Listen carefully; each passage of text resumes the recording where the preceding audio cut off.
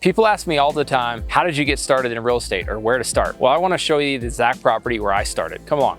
So this property I bought in 2010, so a little over 10 years ago. I couldn't afford the house at the time. I actually didn't even have enough for the down payment, but fortunately, my dad had saved enough money. It was actually my college savings, and it was only about $10,000. We bought this house for $150,000. So I was living in here. This was literally, I was renting from my roommate. It was my roommate's dad's property. So his dad was gonna sell the property. He's like, hey, why don't you buy it? I'm like, well, I don't know how to buy it. Never got a loan. I hadn't done anything yet. So what I did is I literally was in this living room talking to him. I actually asked my dad, I'm like, hey dad, how could we buy this property? And my dad's like, well, we've got a little bit of college money, which was that $10,000. You could use that and I'd co-sign for you. So my dad did, he co-signed on a loan. I actually went to US Bank. It was the bank I'd had my checking account since I was a little kid. And we went and got a loan and we went through the process. And the really cool thing is once I purchased the property, then instead of paying rent, my roommate started paying their rent. We're in here.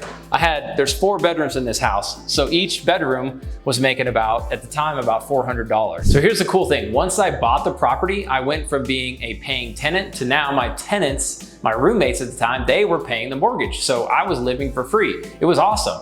So fast forward a couple years, I graduated. I moved down to Houston for my first job, and I kept the property. Actually, luckily I had my brother moved into the house. He took care of it. And then actually when I moved out, then it went from just being a break even, I got my rent paid, my mortgage paid for, and my rent paid for at the time, to I was actually making cash flow. So literally I was putting money in my account every month after I paid my mortgage, my insurance, my taxes, all that. I was making a little bit of money each month. So I just held on to this property. And then 2015 it was, we actually came in here, we did some updates to it. We did a little bit of remodeling, redid the floors, opened it up. And then I did a cash out refinance. And that cash out refi freed up some of my cash so I could go buy the second property. And then I just kept going from there. But here's the thing, guys. You don't have to find the perfect property. I didn't know what I was doing. I didn't even know how to get a loan. I didn't even have all the money to buy it, but I just figured it out. I went and talked to a bank. I went and talked to my dad. I just started pulling on my resources and I went for it. But I went with a place where I was comfortable. I knew Laramie. I knew the market. It was a city I knew. I knew there was demand for rentals. So I pulled the trigger. So I just encourage people to go out, buy that first property. And hey, if you aren't there though, and you just